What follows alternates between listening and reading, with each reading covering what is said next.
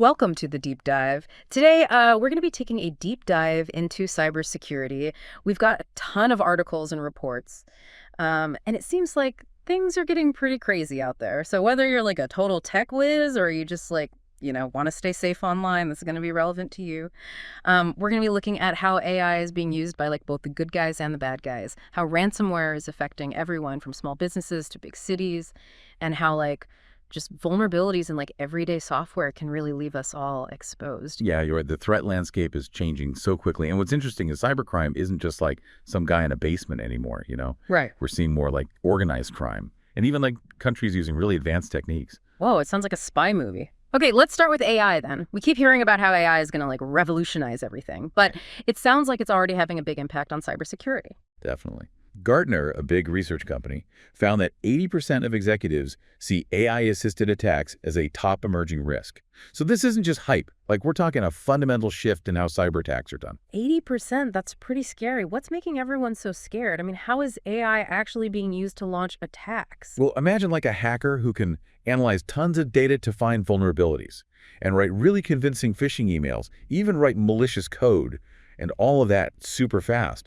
That's what AI can do. It lets attackers automate and speed up everything they do, making them much more effective and harder to stop. So it's like giving hackers superpowers then? Yeah, in a way, but here's the interesting part. AI is also being used to fight back. Really? So it's not all doom and gloom then? Not at all. Yeah. Companies like Google are developing AI tools specifically to find and fix vulnerabilities before the bad guys can get to them. Like Google's Big Sleep AI actually discovered a flaw in this database software called SQLite. SQLite, I've heard of that. Yeah, you probably have. It's used in tons of apps and devices like smartphones and web browsers, so this vulnerability could have affected billions of users. But Big Sleep found it, and a patch was issued before anything bad happened. So it's like an AI arms race then? Good AI versus bad AI, fighting it out in the digital world? Kind of. And that brings up some big questions. As AI gets even more powerful, what's that going to mean for cybersecurity? Will we see even crazier attacks? And will we be able to keep up? This is something we need to talk about now because the stakes are only getting higher. It's definitely a lot to think about. But let's change gears for a sec and talk about something that's already causing problems in the real world, ransomware. I read about Belle Tire, a tire place, getting hit with ransomware. It affected almost 30,000 people. Yeah, it's a reminder that ransomware isn't just a what if. It has real-world effects. In Belle Tire's case, they got hit by a group called Play. They're known for stealing data before encrypting it all. So businesses aren't just losing access to their stuff, but they also risk their customers' information being leaked online. That's terrifying. So it's like a double whammy for businesses and their customers. Pretty much. And it's not just small businesses being targeted. The city of Columbus got hit with Reseda ransomware, and that affected 500,000 people. They didn't pay the ransom, so the hackers put a ton of sensitive data online, like employee logins and even city video feeds. Geez, it seems like nobody's safe. You're right. And we're seeing these gangs go after universities, hospitals, and even government agencies. These places usually have really sensitive data and not that much money for cybersecurity, which makes them good targets. I also read about ALPHV, or Black Cat ransomware group. They were responsible for hitting Wagner, a company involved with Super Bowl entertainment, and they also hit Saint Xavier University. That's potentially a lot of people affected. Yeah, Black Cat is one of the worst out there. They're threatening to leak Wagner's contracts, financial records, and personal info. That could be really bad for them, especially with the Super Bowl coming up. Yeah. And at Saint Xavier, over 210,000 people had their names, social security numbers, and financial details stolen. These cases just show how widespread and damaging these attacks can be. It's pretty scary. So is there any way to protect ourselves from ransomware? It feels like we're sitting ducks. Not necessarily. Understanding how ransomware works is the first step in protecting yourself. We'll talk more about that in the next part of our deep dive. Okay, speaking of threats, let's talk about something that sounds really unsettling: zero-click exploits. I get that clicking on sketchy links is bad, but with zero-click exploits, you don't even have to click anything to get infected. How does that even work? I know it sounds like something out of a movie, but these attacks are very real. They exploit flaws in software or operating systems, so hackers can get into your device without you doing anything. Think of it like a thief finding a secret backdoor to your house. They get in without you even knowing they're there. That's a scary thought. Are these zero-click exploits becoming more common? Unfortunately, yeah, we're seeing them used to target everything from smartphones to important infrastructure, like millions of Synology NAS devices, which a lot of people use to store files at home and at work.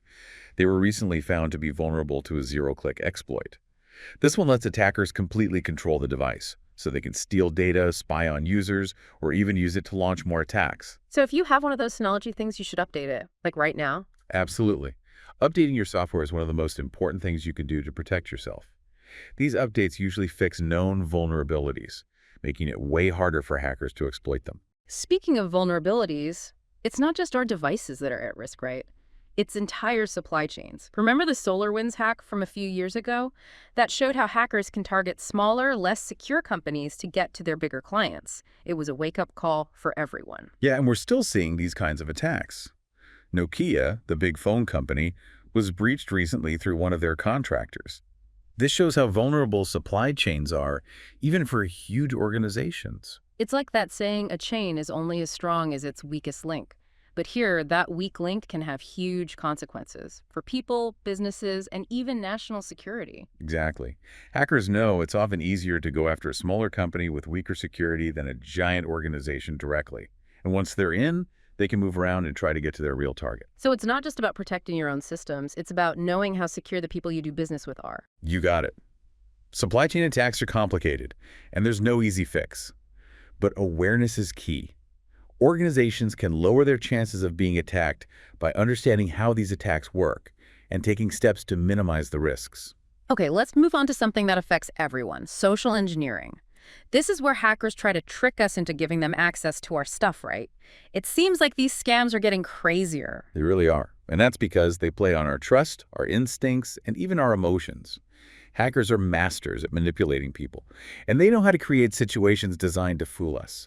It's not just clicking a suspicious link. It's about crafting stories that play on our fears, our desires, even our desire to help. Like that scam where they use DocuSign to send fake invoices? I read that they were even copying trusted brands like Norton Antivirus, making those invoices look super real. Exactly. They take advantage of the trust we have in those platforms and brands, making it much harder to tell what's real and what's fake. So even if you think you're being careful, you could still fall for one of these scams.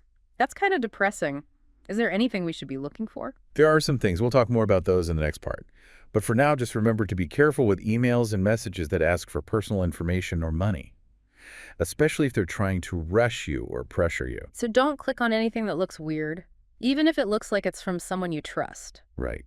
And if you're unsure, contact the sender directly using a phone number or email address, is real to see if the email is legit. Okay, that makes sense. Speaking of stuff that sounds like it's from a spy movie, tell me about this contact trap thing. It sounds super complicated, like Mission Impossible.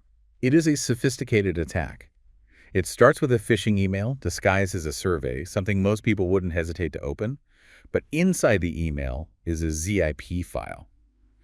When you open it, it sets up a Linux virtual machine on your Windows computer. A virtual machine inside a virtual machine? That's like Inception for hacking. I don't even understand. It's basically a way for hackers to create a secret space on your computer where they can operate without being detected.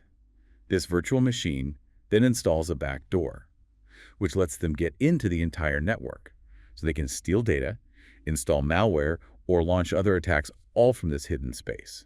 So even if my computer seems fine, there could be a whole other operating system running that hackers control.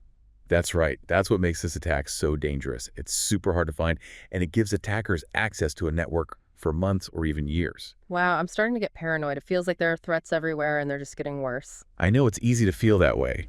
But remember, knowing is half the battle. The more we know about the threats we face online, the better we can protect ourselves. Well, you've definitely given us a lot to think about. We've talked about AI, ransomware, zero-click exploits, supply chain attacks, and social engineering. Phew, that's a lot.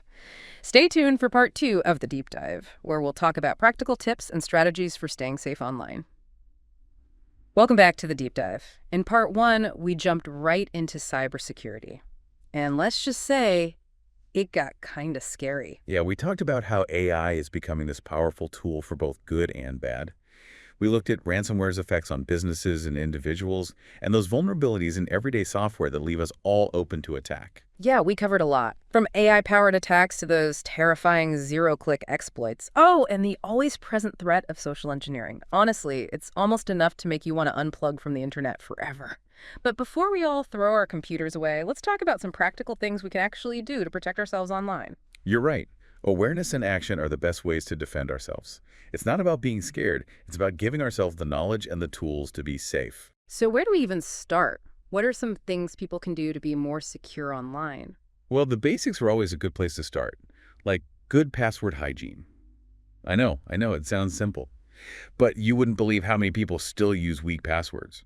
Okay, password hygiene 101. What are we talking about here? Think strong and unique. That means upper and lowercase letters, numbers, symbols, and most importantly, a different password for each account. Got it. No more password 123 for everything. But how do you keep track of all those complicated passwords? I can barely remember what I ate for breakfast. That's where a password manager comes in. It's like a secure vault for all your passwords. You only need to remember one master password to access them all. I actually use a password manager. It's made my life so much easier. It's amazing how much mental clutter it gets rid of. Definitely. Another important step is turning on multi-factor authentication whenever you can. Think of it as an extra lock on your digital door. Right, like two-factor authentication, where you get a code sent to your phone or email. Exactly. Even if someone gets your password, they still can't get in without that second factor. Speaking of stealing passwords, we talked about phishing before. Those sneaky emails trying to trick you into giving away your information, they're getting so clever these days. How do we not fall for them? You got to be vigilant. Always really look at emails, especially ones you weren't expecting or that seem too good to be true. Hover over links to see where they go before clicking. And be wary of attachments from people you don't know. Remember, if something feels off, it probably is. Trust your gut. So don't click on anything suspicious, even if it looks like it's from someone you know. Right. And if you're not sure, contact the sender directly using a method you know is real, like a phone number or email address you already have for them. That way you can verify if the email is actually from them. Okay, that makes sense. Strong passwords, multi-factor authentication, and watching out for phishing. Got it. What else? Another big one is keeping your software updated. Yeah, I know those update notifications can be annoying, but they often have important security patches that fix those vulnerabilities hackers use. Right, because those zero-click exploits we talked about can sneak in through even the smallest holes. Exactly. Make it a habit to regularly update your operating system, your apps, and your security software. And don't forget about your router. It's the gateway to your home network, so it's just as important to keep its firmware updated. Good point. Okay, so we've got our personal cybersecurity checklist, strong passwords, multi-factor authentication, watch out for phishing, keep your software updated. But what about for organizations? What can they do to protect themselves from these sophisticated attacks? Well, training employees is a big one. People are often the weakest link in security, and attackers know that. Yeah, because we make mistakes, we click on things we shouldn't, we fall for those social engineering tricks. Exactly. Regular security awareness training is super important for everyone, no matter how tech-savvy they are. It's about teaching them the different types of threats out there, how to recognize them, and what to do. It's like teaching kids about stranger danger, but for the internet. Exactly. We need to create good cyber habits from a young age so it becomes natural. And for adults, it's about awareness campaigns, training programs, and making security information easy to understand and access. So it's not just about technical know-how, it's about developing a security mindset. You got it. It's about being aware of the risks, being careful about what you click, and thinking twice before you share personal information online. It's also about creating a culture of security within organizations, where people feel comfortable reporting potential security issues without being afraid of getting in trouble. Yeah, because if people are afraid to report mistakes, those mistakes can become bigger problems later on. Exactly. It's about making an environment where people feel like they can speak up, ask questions, and learn from each other. So it's a group effort. We're all responsible for protecting ourselves and each other online. Absolutely. Cybersecurity isn't just the job of IT people or security experts. It's everyone's job. We all need to do our part to create a safer online world. Well said. Now let's go back to AI for a minute. We talked about how it's being used by both the good guys and the bad guys. This seems like something that's changing really fast. How can organizations keep up with these AI-powered threats? It's definitely a back and forth game. As soon as we come up with new defenses, attackers find ways around them. But there are things organizations can do to stay ahead. One is investing in AI-powered security solutions. So solutions that can see threats and react to them in real time, even threats that are constantly changing. That's right. These AI tools can analyze huge amounts of data. They can spot patterns and flag suspicious activity much faster and better than humans can. It's like having a digital security guard always on patrol. That's a great way to put it. And AI can also automate security tasks. This frees up human analysts to focus on the really complicated stuff. So AI can be a powerful weapon against cybercrime, but it's also a weapon that can be used for bad things. Definitely. Which is why it's so important to talk about using AI ethically and responsibly. We need to make sure AI is being used for good, and that we have ways to prevent it from being misused. That's a whole other conversation, Yeah. but an important one for sure. Okay, so we've talked about password hygiene, multi-factor authentication, phishing, software updates, employee training, and AI-powered security solutions. That's a lot to remember. It is, but it's all about building layers of defense. Yeah. No single thing is going to protect you from everything. It's about making it as hard as possible for attackers to get through. Like a castle with walls and a moat, each layer adding more protection. Exactly. And it's an ongoing process. The threats are always changing. So we need to constantly adapt our defenses to stay one step ahead. Cybersecurity isn't a finish line, it's a journey. A journey that takes constant vigilance, awareness, and a willingness to learn and adapt. That's right. And as we navigate this digital world, it's important to remember we're not alone. There are resources out there, experts who can help, and communities where we can share knowledge and support each other. Okay, before we finish up this part, I wanted to go back to supply chain attacks. We talked about that Nokia breach earlier, but this seems like a pretty big problem. What can organizations do to lower their risk of these attacks, especially when it involves third parties they work with? It's true. These attacks take advantage of how interconnected businesses are these days. One of the most important things organizations can do is carefully vet their vendors and suppliers. So do your homework, make sure they have good security practices in place. Exactly. Don't just take their word for it. Ask for proof, like certifications, audits, anything that shows you they're taking security seriously. And even after you choose a vendor, you can't just assume everything's fine. Regular security assessments and audits are really important to make sure they're keeping up those standards. So it's about ongoing monitoring and communication. Absolutely. Things change. New vulnerabilities are discovered. Attackers come up with new tricks. You need to be able to share security information with your vendors and suppliers. And they should be doing the same with you. It's all about working together and being open with each other. Everyone needs to know the risks and help reduce them. I remember reading about that Cisco DevHub leak. It just shows that even big tech companies can make mistakes that lead to vulnerabilities. Yeah, it's a good example of how even a small oversight can have big consequences for security. It highlights how important it is to have the right configurations and access controls, even for systems you use internally. Well, there's a lot to think about and a lot of work to do. But it's also kind of exciting, right? This is a field that's always changing. There's always something new to learn and new challenges to overcome. I agree. It's definitely not boring. Right. And I think the biggest takeaway is that cybersecurity isn't just about technology. It's about people. It's about understanding how people think and behave, how they interact with technology. And it's about building a culture of security where everyone feels like they can play a part in protecting themselves and their organization. That's a great point. It's not just about firewalls and antivirus software. It's about creating a mindset of security awareness. So stay tuned for part 3 of the deep dive, where we'll explore that human element of cybersecurity even more.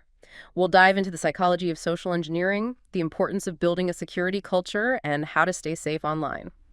Welcome back to the deep dive. We've been going deep into the world of cybersecurity, and it's been quite the journey, hasn't it? It really has. We've talked about all these crazy AI attacks, the never-ending threat of ransomware, how vulnerable supply chains are, and those crazy sophisticated tricks used in social engineering. Yeah, it can feel like a lot, almost overwhelming. Definitely.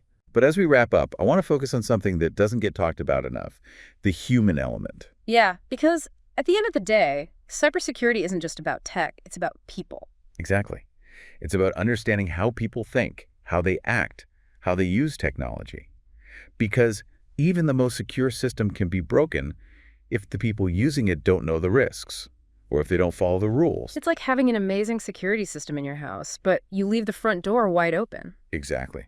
So let's talk about social engineering again. We touched on it before. These attacks work so well because they play on our instincts, Our trust, our curiosity, our desire to help. Like those DocuSign scams, hackers use a totally legit platform to send fake invoices that look so real. They're using the trust we have in these companies to trick us. Right. And it's not just about falling for obvious scams. It's also about making little mistakes, like leaving your laptop unlocked in public or sharing your password with someone at work. These might seem like no big deal, but they can have huge consequences. So how do we fix this human side of cybersecurity? How do we become more aware of the risks and make better choices online? Well, education is a big part of it. We need to teach people about the different kinds of threats, how to spot them, how to protect themselves. And this needs to start early, like in school and at home. It's like stranger danger, but for the internet age. Exactly. We need to make good cyber habits something we learn from a young age. So it's just automatic. And for adults, it's about those awareness campaigns and training programs, making security information easy to find and understand. So it's not just about the tech stuff, it's about having a security mindset. Right. Being aware of the risks, being careful what you click on, thinking twice before sharing personal information online. It's also about creating a culture of security in companies where people feel like they can report security issues without getting in trouble. Yeah, because if people are scared to say something, those mistakes can turn into much bigger problems. Exactly. It's about making an environment where people can speak up, ask questions, and learn from each other. So it's a team effort. We all need to look out for ourselves and each other. Absolutely. Cybersecurity isn't just the job of the IT guys. It's everyone's job. We all have to do our part to make the internet a safer place. I like that. Now, as we finish up, I want to leave you with something to think about. With everything we talked about today, what can you do to be more secure online? Yeah, what small changes can you make today to protect yourself and your data? It could be something simple like turning on two-factor authentication or taking a few minutes to check your privacy settings on social media. Or even just talking to your family and friends about online safety. Exactly. Every little bit helps because in our digital world, cybersecurity really is everyone's responsibility. That's right. So stay vigilant, stay informed, and stay safe out there. And until next time, happy surfing. And that's a wrap on our cybersecurity deep dive. We hope you learned some things and had some fun along the way. Remember, knowledge is power. By understanding the threats and taking steps to protect ourselves, we can all make the internet a safer place. Thanks for listening.